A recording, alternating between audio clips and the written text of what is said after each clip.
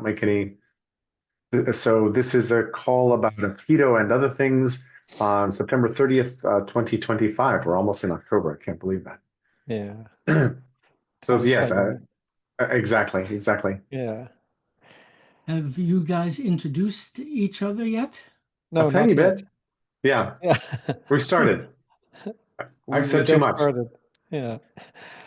Well, I already knew about you, Jerry, so that like there was a part that already was introduced to me. But let's have a introduction. Sounds great. Do you want to go first? Shall I go first? Well, it doesn't matter. I'll tell something about myself. Uh, Cool. uh, well, as you see, my name is difficult to pronounce. It's Khalid Qadardan. And I'm originally from Afghanistan, and I've been living in Holland like for 30 years. I'm married around 12 years, and I have two children. My daughter she will be in November 6th, and my son will be 3 in December. Mm, And I'm I've been living in Utrecht like almost also 12 to 13 years. Before that, I was living in Nijmegen. It's almost to the east of the country. And I was living there till 2013, from 1995 to 2013.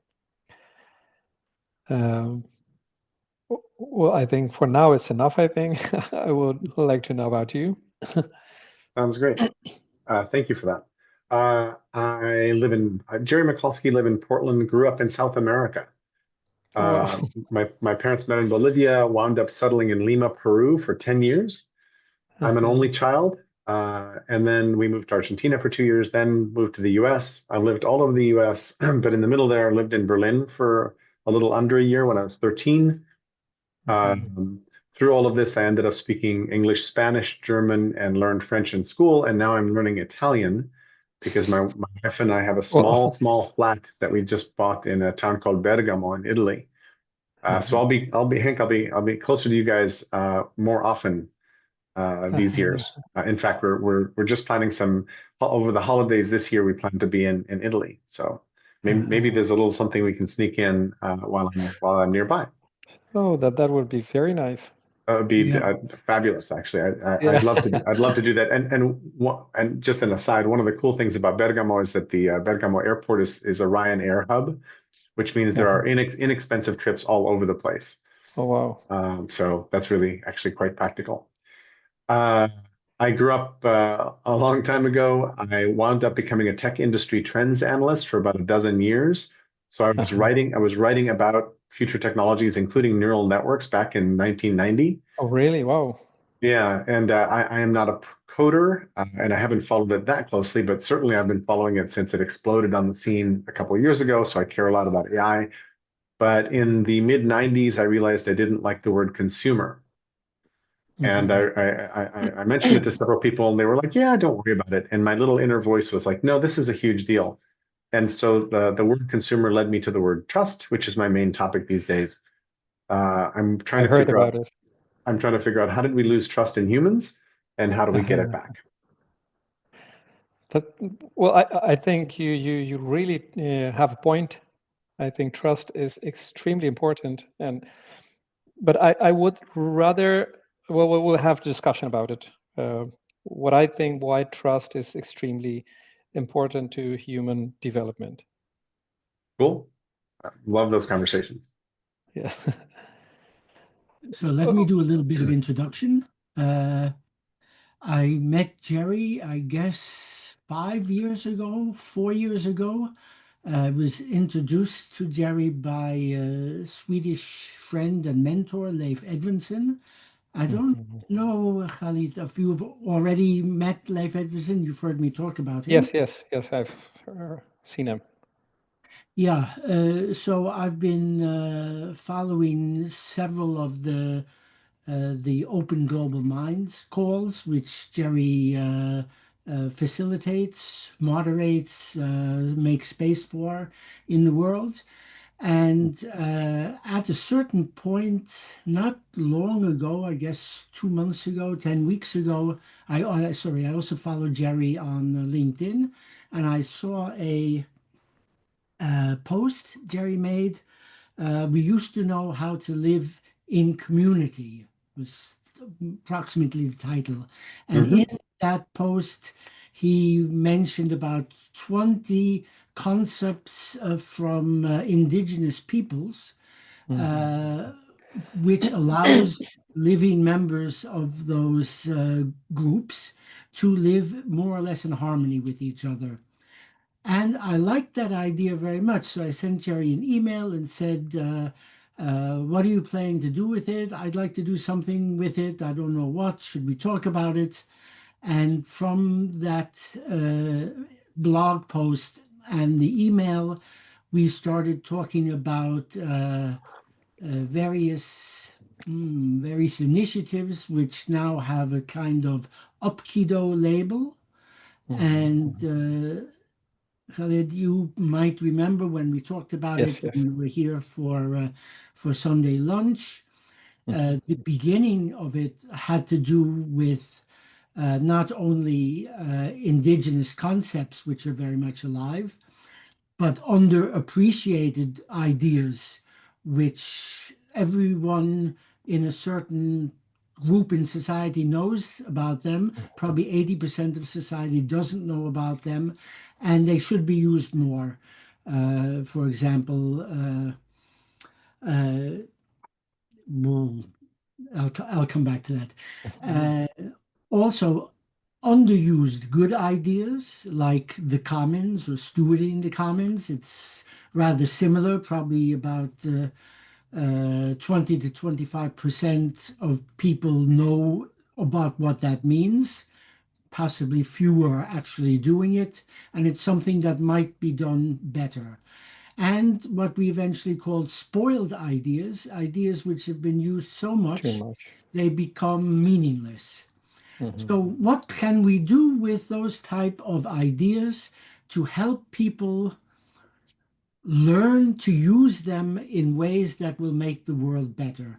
And I think I also mentioned to you, Jerry has a life motto of some, you might call it, to improve everything you touch. And that's essentially the way those ideas and concepts moved into a Upkido context. And I think I'll let Jerry talk a little bit about the Upkido context in a moment, but back to how I met Khaled. Khaled was a colleague of my wife's for 1 year, 2 years, Yeah, something yeah, like about that. 2 years, I think. Yeah. Yeah, and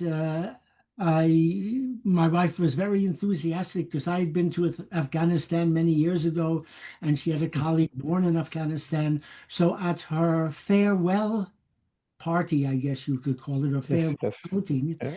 I spoke to Khaled, and we sort of clicked. And since that time, we've been seeing each other maybe 3 times a year. He comes over here for lunch or a dinner, and we have great conversations.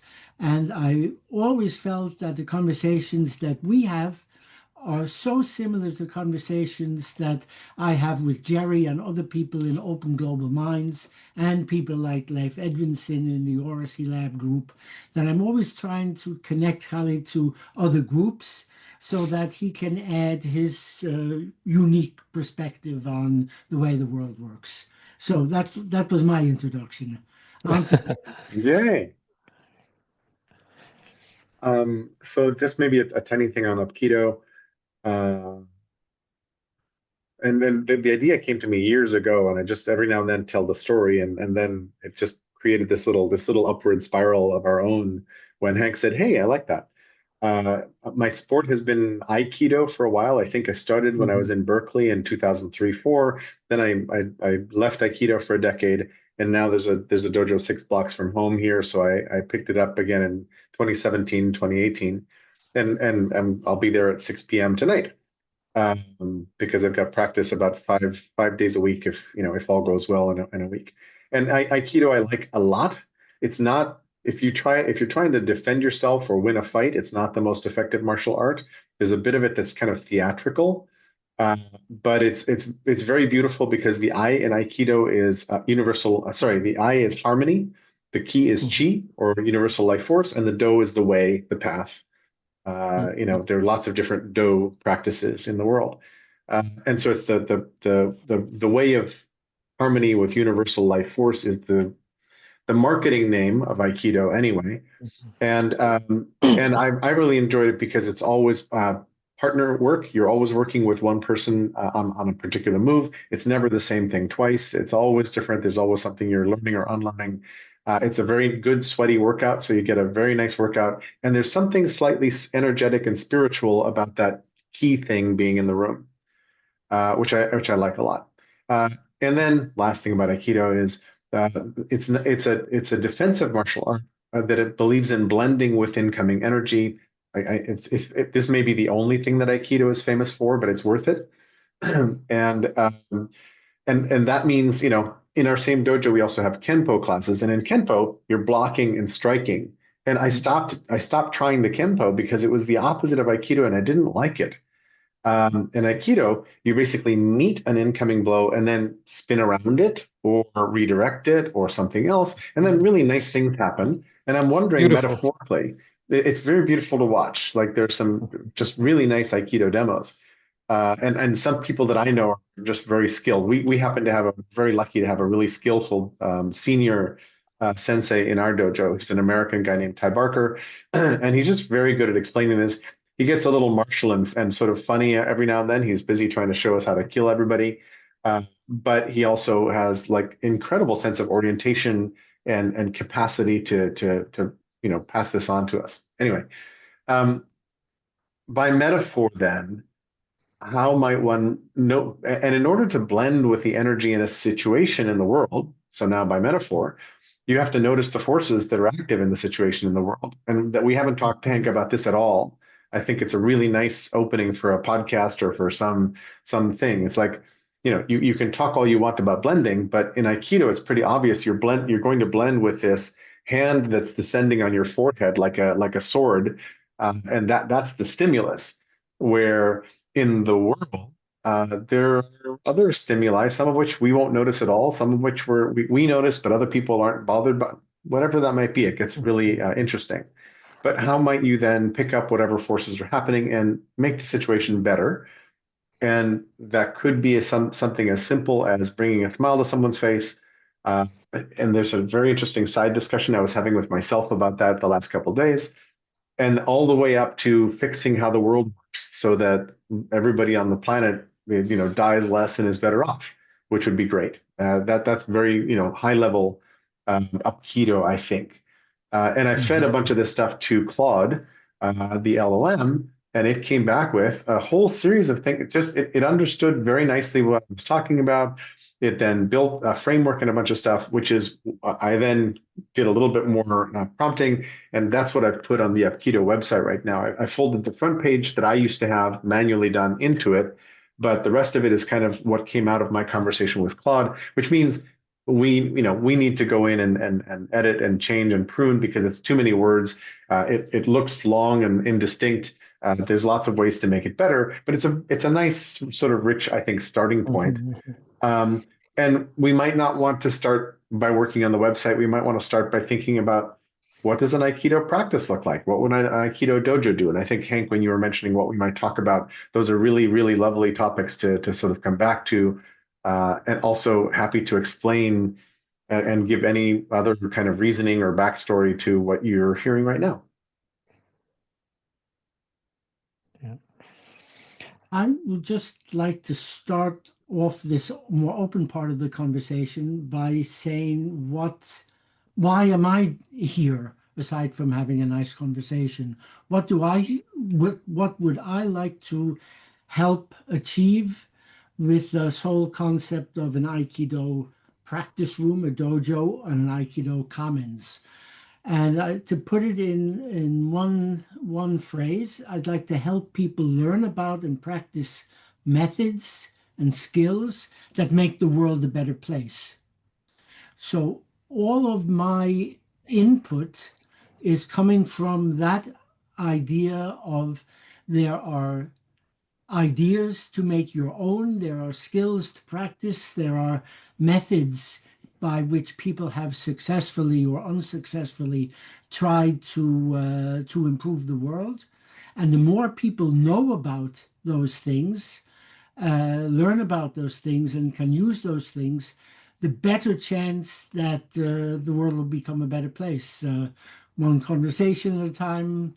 I stole that or borrowed that from someone, I don't know who originated it. And if you Google it, you get about 8 people who claim to have originated it.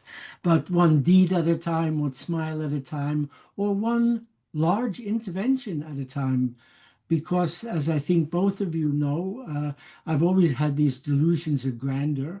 And I think working on a micro level is fine, and working on a meso level is great.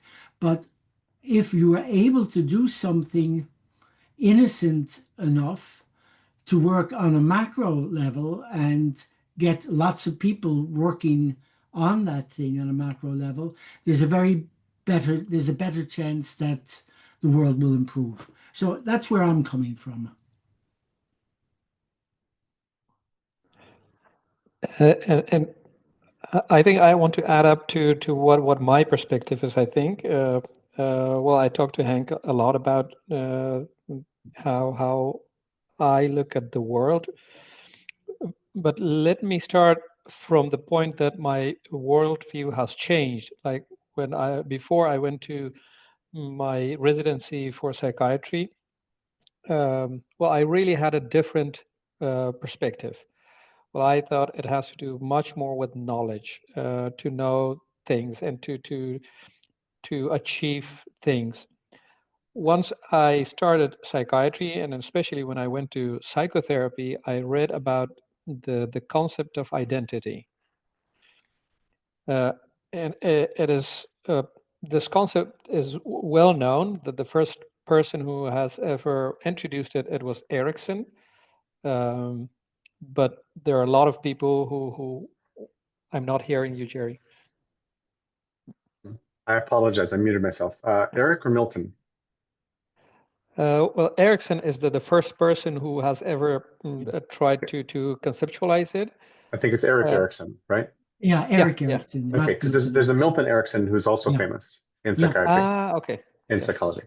Yeah. Sorry. But he's not. He has touched a lot of things, but like there are a lot of definitions about identity.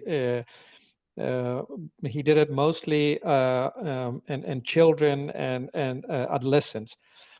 But Kernberg, he added the concept of attachment and object relation theory.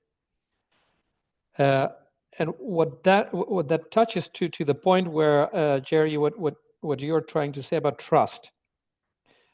I think trust is one of the important thing in identity, but it has to do much more with trust in yourself, rather trust in the world.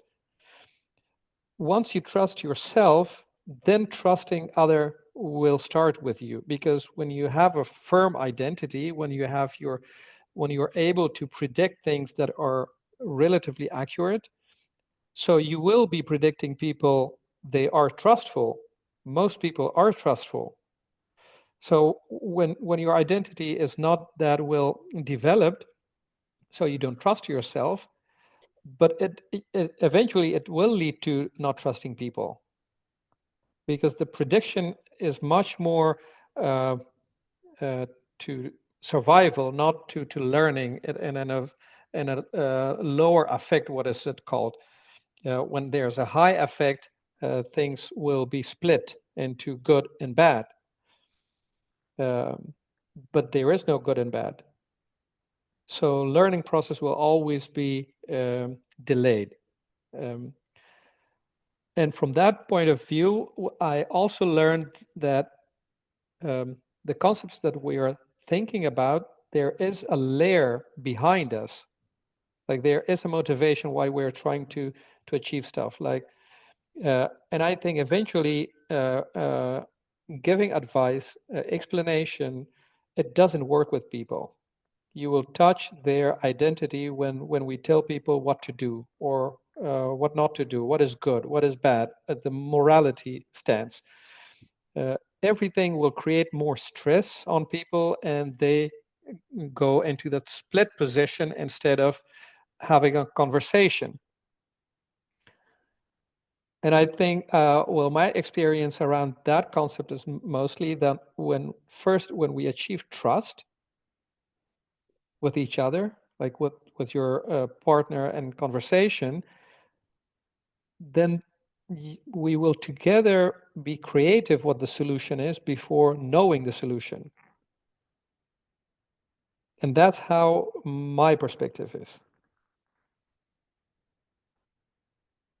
That sounds very much like how Aikido works. Exactly. That's what I really wanted to point out. Like what let me go back, like what you said about Kempo, or if I'm saying it correct, you're blocking. So that's exactly what happens with some patients when this identity is not well developed. They will have a defense, a psychological defense. But when you are attacked, like when Aikido, you're trying, you don't see that as a danger, you are blending it with it. And that's exactly like there's a fluid space. It is not only danger, it could be as well as an energy, what you could use. Right. And I really liked that concept, what you're referring to. It's because you're trusting, even though if someone is attacking you, but the trust in yourself will turn it into energy. Because if you don't trust yourself, you will be blocking. So I love what you're saying. There's one part of it that I just want to clarify because I think this may be a little cynical of me, but I think very few people actually trust themselves in any whole way. I think that's one of all of our Exactly. things to achieve, but I think that our trust is very fragmented and incomplete. So, kind of what I heard you saying, which I think I may have mistaken, was until we trust ourselves, we can't do other things we can't really trust because it depends on it. And I'm like, I think our self-trust is mostly broken and very provisional. And nevertheless, we trust and we reach out and we do things in the world. And sometimes we wind up trusting the wrong people and the wrong things because we don't have a good foundation, et cetera, et cetera. But real life is kind of messy and complicated. And I think we end up maybe not even thinking about whether we trust ourselves and still operating in the world somehow. And maybe that's one of the reasons why things don't work so well. Well, there are two things. I think I totally agree with that part that you say that most of us don't have the trust in ourselves. That is exactly, I think, the case in the world. However, I think at the same time that negative self-image create a motive to achieve something. That's exactly what it is. So it has an evolutionary aspect to it. Like the evolutionary aspect is that negative self-image will drive you to achieve something, not because you're trusting something, but it is much more that when you achieve something, you will be someone in the eyes of the other.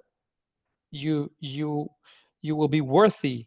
You are worthy, and so that identity will be much more in your achievement than in your worthiness of the value of the human being itself. So I think what most people who are very well has achieved a lot, it doesn't mean they have a firm identity. It means that they are able to block, like Kempo. They are blocking. Their block is to achieve. But blocking is actually you will like when you get away from a predator, you will achieve something. So it is a survival, but you don't trust the one who is attacking you. So in this case, someone is attacking you. It is the mistrust. It is, but you are achieving something. So it is difficult to lay out what I really mean. It is a layered thing, but eventually you want to be in the same space with the predator the predator is like not giving you attention. The attention part is like taking away the attention. That is the predator. So when there is attention, then you're valued. So when you achieve something, there is good attention, but it doesn't fill the void. Well, for It is people who have a lot of self-trust, they don't need a lot of external validation. They're like the exactly. attention matters a lot less. They're It they're does, happy with the thing exactly. they did, and that's fine. What's interesting is as you were talking, I was thinking also there is a certain amount of trust among with your attacker. Um, Uh-huh. in Aikido in particular, it's Nage and Uke, and you switch roles. So you do Uh-huh. both. Nage is the person who's going to do the throw, but is defending themselves against an attack by Uke. Ukemi is the art of taking a fall, right? And so Nage is usually intercepting the blow and then either pinning or throwing Uke. And for it all to work well, Uke has to behave exactly right, meaning Mm-hmm. their body control position, the energy they can transmit, all of those things. If they're not doing a lot of that really well, might as well flop a noodle around on deck. Uh-huh. It's not satisfying. It's not fun for both of you or anything like that. So there's actually surprisingly a great deal of trust, in particular because sometimes we have three different weapons that we do. They're all wood, but we have three different weapons that we practice with. And on Saturday mornings, I'm swinging a stick or pretend sword around quite quite vigorously with my buddies. And unless we do the thing we know we have to do, somebody's going to get hurt. Mm-hmm. So anyway, not all predators have a trust relationship. But a second thing is just this is a parallel thing. I talk about trust models, and there's one interesting trust model that separates affective trust from cognitive trust. Mm-hmm. Cognitive trust is, do I think you have the capacity to do the thing you've promised or threatened to do? And do I think you'll carry it out? That's Mm-hmm. cognitive trust. It's mostly up here. And affective trust is, do I like you? And do I think you have my best interests at heart? It's heart, right? Now, I think a lot of people make the mistake of believing you must have both to have trust. Mm-hmm. And I don't think so at all. I think a lot of people trust Donald Trump is going to carry out the threats he's threatened to make, and he is doing so. But they don't necessarily like his ethics or him as a person. But they're trusting his actions are going to change the world in a way they want. And that goes with the far right people all across the world that are coming up. And Mm-hmm. a piece of Aikido, a little piece of Aikido at the higher levels is how do we intercept that energy with something very, Mm-hmm. very positive where people are attracted to helping their neighbors build a better society, Mm-hmm. Mm-hmm. right? So Yeah. sorry, I sort of glued that together in haste. No, I But understand. yeah, I think when I talk like with my patients, like there are some words. The words don't grasp the real concepts what you're talking about, yeah, and that makes it a difficult thing to talk about it. Like when we talk about fear or anxiety, actually we are talking a lot about um, things that we really mean something else, but we think that is what we mean, what we think what we mean. So from the concept of identity, trust is not only like trusting that he will be able to do things, or it has to do with an interpersonal relation. So it like trusting has to do with self-confidence. It has to do with like would you be able to deal with your anxieties? Would you be able to deal with your anger? Would you be able to deal with your sorrow, with your sadness? Once you're able to deal with it, it creates a space to see the other, that the other person has their anxiety, they have their fears and anger. But when there is room for that, every person could be trusted, and they are not the predators. They don't have this primary motivation to attack you. And when we talk about trust, maybe we will be talking about could I trust him, that like for example if you are a uh, um, how do you say werkgever, Henk? Employer? City councilman. Werkgever in general, like employer, like you are employing someone. Yeah. Like, could you trust him that he will do what he's required to do? But that's different kind of trust when your subconscious is dealing with the trust that you are not selecting a person based on what you preconditionally already thought about it. Mhm. And also, there's many cases in which you can trust that a city official will do the thing they're supposed to do, even though they don't like you and they don't look like they're enjoying their job. But you trust that the rules in place will actually Exactly. deliver the thing you need. Yes. And that's life sometimes. Yeah. And I think that interpersonal trust is extremely detrimental for how we interact with each other.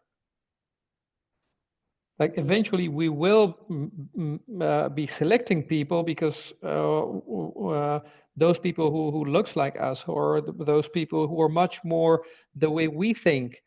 So before even knowing, like I'm talking about Trump, although he has a very different point of view, there may be something in us that we don't trust him. Maybe there is something in us that we don't look at things that he is talking about, and we don't value them on the basis of their reality, but much more on the basis of what we think is good and right, and that goes even beyond our consciousness. It goes to our subconscious, and I think that makes it really difficult. How do you deal with this trust? As already said, Jerry, that I think many people, they don't have trust in themselves. Mm-hmm.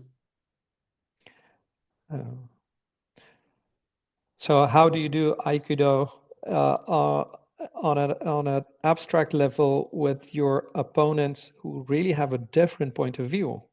Mm-hmm.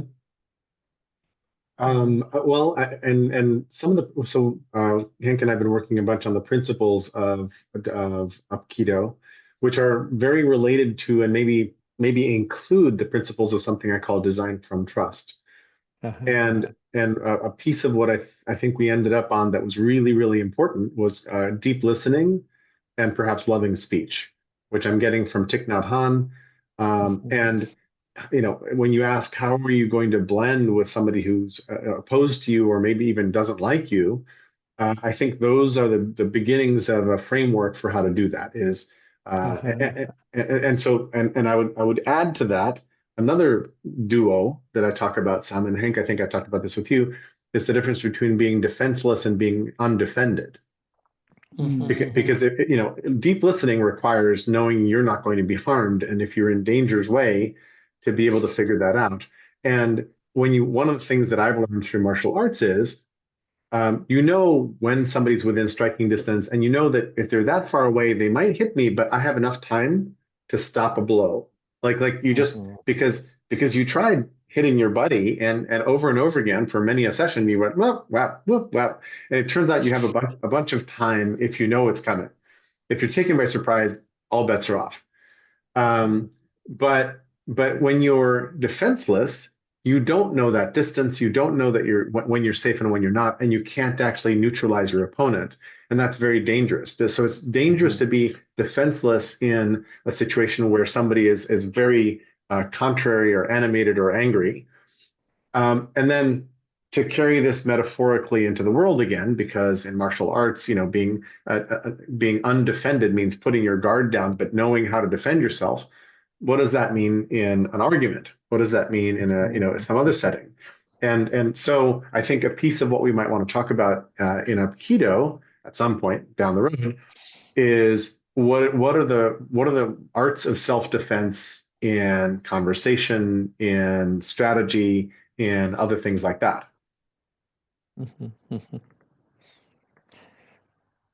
Yeah, I think we are using in psychotherapy almost the same thing, but what you just talked about it. and psychotherapy, I think it has also to do with you make yourself defenseless when you try to solve the problem of the other person. Mm-hmm. And especially when it is an affective problem, when it is, and their affect. It is almost impossible to solve that problem because it, especially when you solve it, you will be sucked in and you will always be this owner of the problem because affect, you need that. You need it all the time. So he will always be the owner of the problem. Uh, when exactly what you said, when you have time, time is your best friend. Yeah. You don't have to react. And that time, when there is a blow coming, you will be able to see it when you don't just hasty see it as an attack. It it will give you a lot of space, and that's exactly why when we talk with each other, before going to the solution, you need a pause. Yeah. Yeah, and that pause will give you, in the first place, to reduce the affect, and then trust your ability to think, because most people are able to think, and most people are they knock out their thinking because they are in a high affective situation. They think they're thinking, but actually they're thinking to reduce this affect. And then begins the fight of over, I don't trust you. I want to this argument is much more a fire to knock you down. Uh, but when the affect lowers, you will be able to think. Then argument will become an argument. And I think then you will be receptive also to good arguments. And then there's a whole thing that you just opened up, which I love, which is, what does a fair fight look like? What Mm. does a good argument look like? What does actually collective sense making look like? So forget the argument part, but assume we decide to start working together to build a better idea out of something. What does that look like? Yes. But let me start with the first point, like Hank started with it, that we want to make the world better. What does that mean? And why are we going to make the world better? I answer that in a kind of spiritual way. Mhm. I believe that I have something to do in the world, and I won't attach it to any spiritual leader or religion or so, but I have spent 78 years. I became 78 yesterday.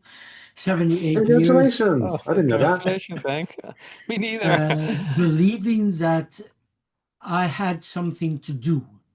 And in my life, I've taken lots and lots of things, gifts, being invited to take things, selfishly taking things, learning things, whatever.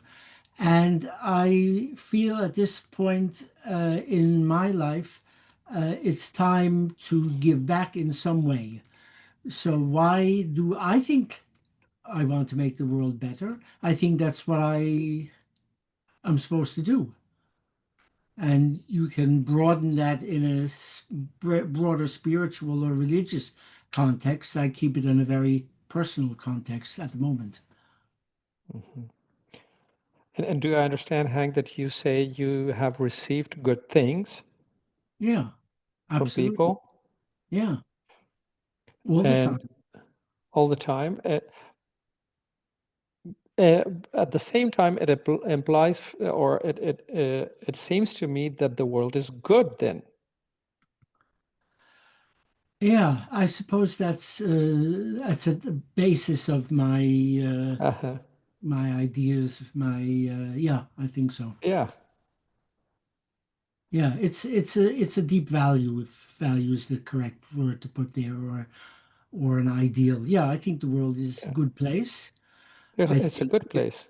yeah, I think I think if people were to learn other skills and learn other methods of relating with each other.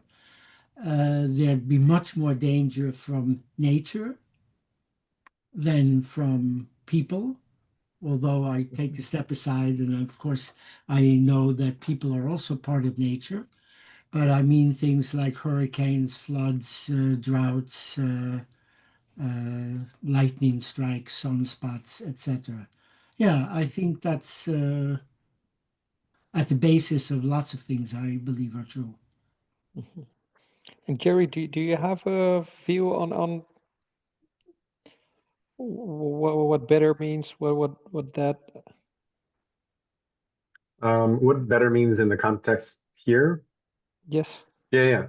Yeah, I have a view on too many things. Um, uh, so one of the immediate questions is if the goal here is to improve everything you touch, what does the word improve actually mean, right? And I think there's a bunch of conversations we need to have and just post that are about understanding when you intervene in the system, however small or large, what you see may not be what other parties see. There may be unintended consequences downstream for even third parties that are not visible in this particular instance. There's a bunch of things that might happen, all of which shouldn't paralyze a person before they try to take action to improve things, but all of which should be very like present in the person who thinks they're doing some good. Because if you think you're doing some good and you're actually getting people angry or worse, breaking things, that's not going to help anybody. So how do we prevent as much of that from happening? So better is strangely sort of intersubjective, a word I've never actually used on purpose. But it's not just subjective. It's not just sort of me. It's between us, right? It it arises. If something actually is good, it should seem good to many of us. Maybe not everybody in the room, but a large majority. I also I went to a workshop long ago where we talked about the word consensus and came up with, well, if consensus means 100% agreement, that's very rare in human groups, and it tends to stop a lot of things. So consensus, the definition of consensus we ended up with was one that was roughly consensus means everybody feels like they were heard. They don't all entirely agree, but they can go along with the conclusion, and Mhm. we're good to go from there. That was a working consensus that I really like. It was like, people felt like it doesn't mean everybody spoke, but when she spoke, I heard my opinion voiced, so I'm good. I feel like I got heard, and on from there. So I think these are all, I don't know. I think Aikido it's funny. Aikido is a very subtle art. And last night on the mat, our senior sensei Tai was trying to teach me how to have my body react in a particular way when he was doing a particular throw, and I have lots of trouble with that because you have to commit your body into the act, into the throw pretty deeply for it to work right. And my body's like, yeah, I'm old. I'm not sure I want to do this way.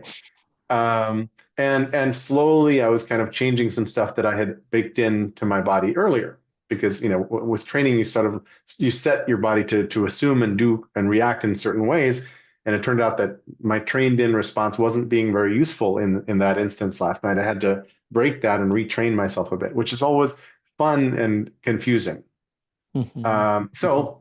So how do we apply that all over the place, gently in other interactions? Yeah.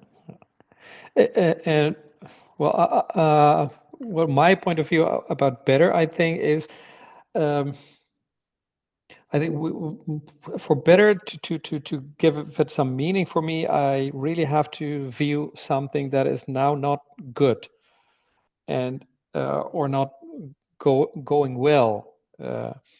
Well, if I want to focus on something that I think that is not going well, is this polarization in the world, what is going on at this moment.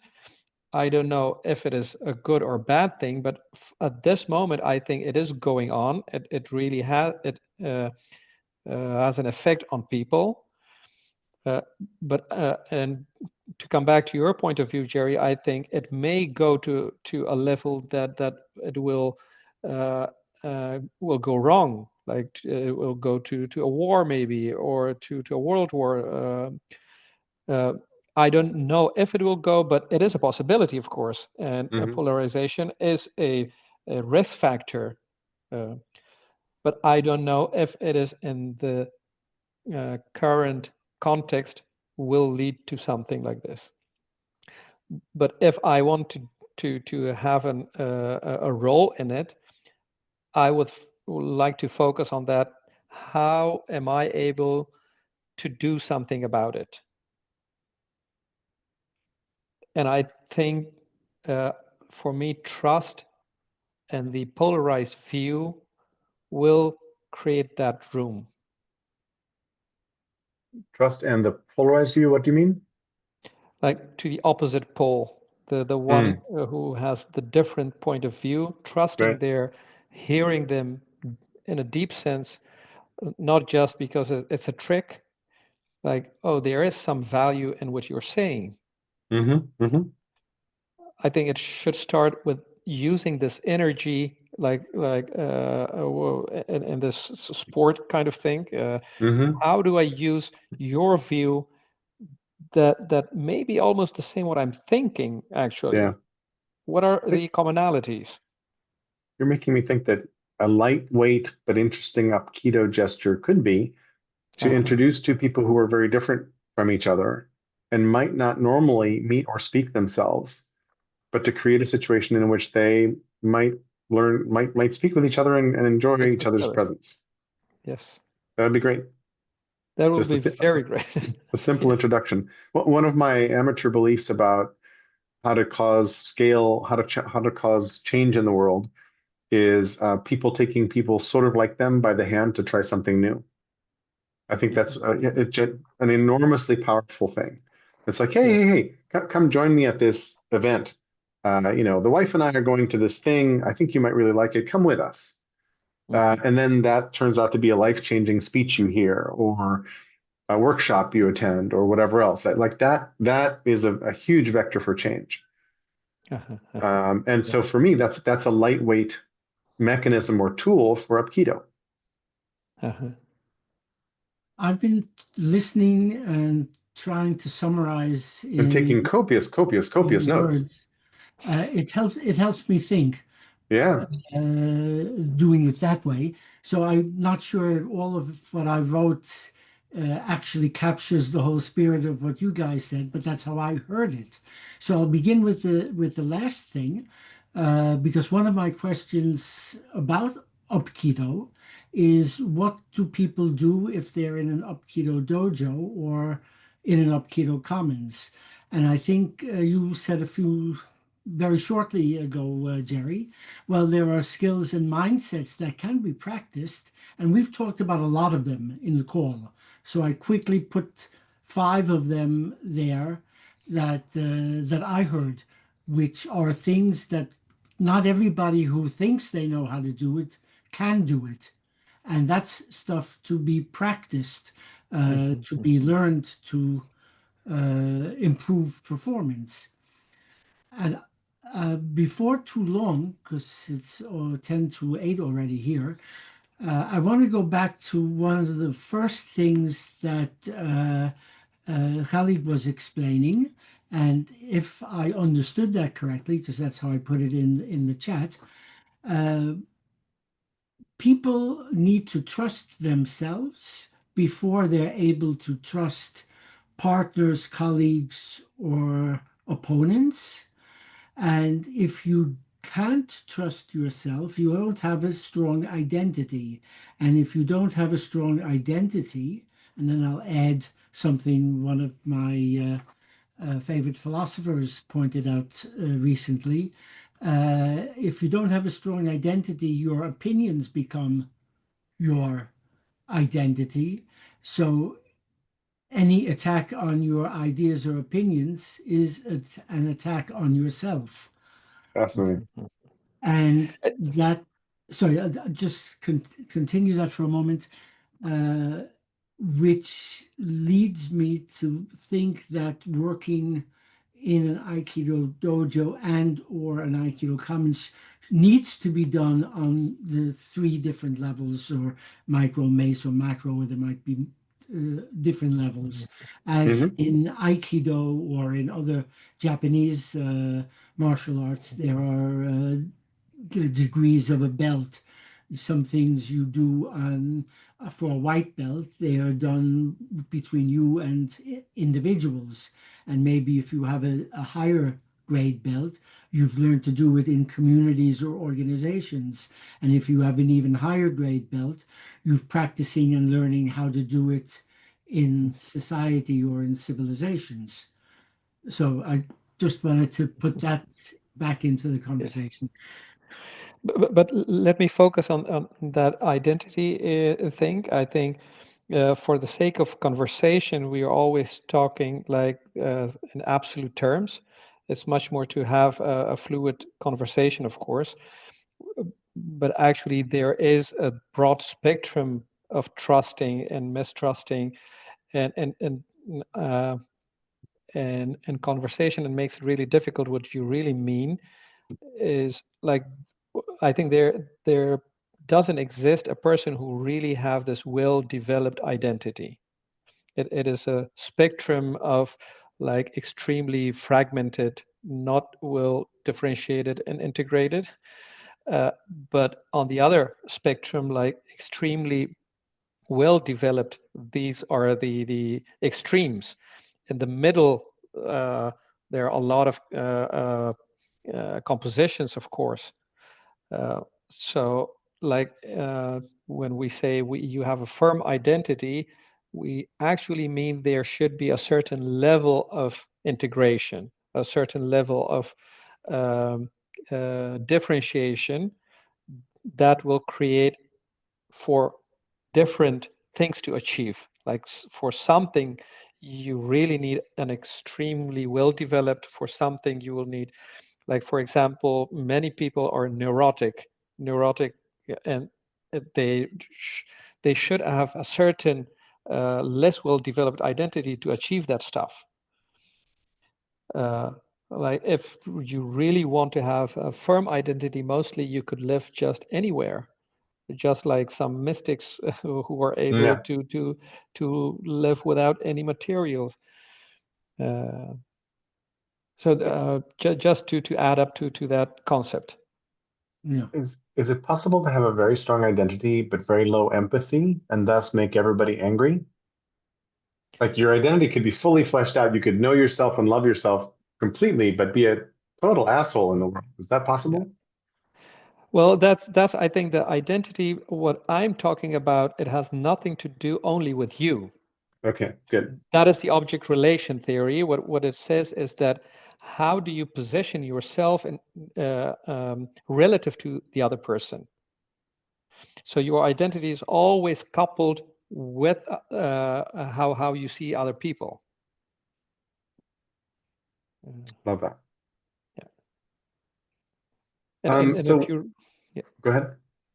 if you're really interested how this object relation theory works, the Melanie Klein Yeah. is the person who pointed out a lot about it, but also Kernberg. And at So the same just time, it is a concept that is much more theorized than there is evidence for it. so here is today's call. Early in the call, I found object relations theory, which is connected to Melanie Klein, which I've Uh-huh. not read a lot about. But one thing I didn't mention when I introduced myself was that I am an obsessive curator of my external mind map in this piece of software called the brain. Uh-huh. And so I connected this to loss of self-trust complicates things, which comes out of a talk I listened to by Brene Brown Ah, from her super soul sessions. And she talks about all these different kinds of things about trust. But so there's a node here for a call. I'm going to upload our video to YouTube, and then I'll attach the video here. Here is our last week's conversation. Just Hank and me. This is my notes from that, where I mentioned perhaps Finns are happy because they have the smallest gap between their expectations and their experience. Fun thesis. But anyway, I'm busy squirrel. The way that Hank is taking notes in the chat, I'm doing this. I've also, and this made me very excited. I also created this new thought, potential Upkido posts and podcast topics, which is under Upkido and next to Upkido practices and principles. And here I put down the questions we were asking along the way, which is, what are the arts of self-defense in conversation and strategy? How do you detect the forces in a situation? What do we do in an Upkido dojo? And I think any of these could be a topic for a podcast call, a blog post, a something, whatever. And since we only have a couple of minutes left in our time together, I'll stop sharing this.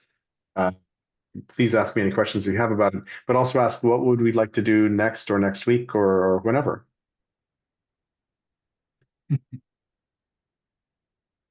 Oh, I see a little hand. How sweet. Well, I'm leaving on Thursday for Oh, that's right. 4.5 weeks in Korea, and I don't know if the time zoning and activities that are going on there will allow me to be in another call until the first week of November. What I hope would happen is you two know each other. Jerry, I know you try to invite someone else that you know to the conversation. If there's enough mutual interest that you two with Amy, if she wants to come in, or other people who might be relevant, continue the conversation that I can read online or listen to when the recordings are posted. Mm-hmm. That sounds good to me. Khalid, I don't know if you would like to keep these conversations going. I don't know if this is a good time for you during the week, and I also don't know if this is a good time for Amy during the week. And neither of us know if, Hank, when you're in Korea, if that's going to work or when otherwise it might work. So what I'll suggest as a starting point is I'll just set this call up for the next 4 weeks while you're gone. Thursday is a good day. Okay, good. So maybe we need to, why don't we shift this to Thursday? Let me just see something. So we started at 10. This Thursday at 10, I'm busy, but I could actually set this call for Thursdays at the same hour. Does that work for you, Khalid? And you're saying Tuesday is also good? Okay. So if I keep it at this hour, then we're okay for the next. Why don't I just temporarily set up a call for 4 weeks at this hour with all of us in it. Hank, you don't need to show up, but at least you'll see that the call is happening. I'll invite Amy as well. And if that doesn't work, we can move it around according to what works for our schedules and so forth. And Hank, as you figure out what your rhythm is in Korea, maybe we pick a new time, a different time, to adjust for you. So Yeah, I would assume, and I know that Japan, North America, and Western Europe is really difficult with timing. yeah, it's awkward. It might be that at midnight in Korea, it's early morning on the West Coast for you, Jerry, but I'm not sure what that means for Khalid in the Netherlands. And where is Amy in? I forget which city. I forget which city she's in, but I think she's in the U.S. Okay. And if it's early morning for me, if it's 7 or 8 a.m., Khalid will be fine, unless he's got work to do. But he should be okay. Okay. Cool, cool. Sounds like a plan. Yeah. Any closing thoughts for now? Shall we also send Khalid the link to the website as it is now? Yes. I'm interested in, I think I fixed it, but I'm interested in whether that link will work for you, Khalid. Do you see a work site? Do you see a website, or do you see a coming soon warning? Because the naked link wasn't working that well. Yeah, I just clicked it and I get a website. Good. And I looked at it earlier. There's lots of I put a information on graphic framework, across the top. pillars, learning. It's very wordy, so maybe there should be more images in it. Khalid, click on the link that says Upkido in our chat. If you see our chat, there should be the word Upkido that looks like a blue link. Just click on that and see if that takes you to a functioning website.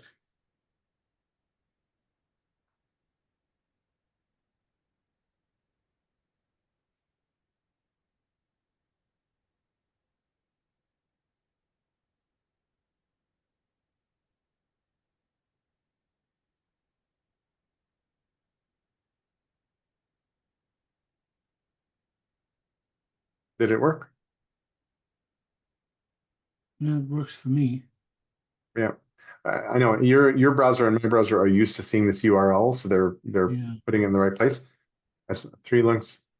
Oh, which 3 links do you mean? So in the chat, right above where you said, where should I click? Right, just if you scroll up a moment, there's an upkido.com link. I'll do it again.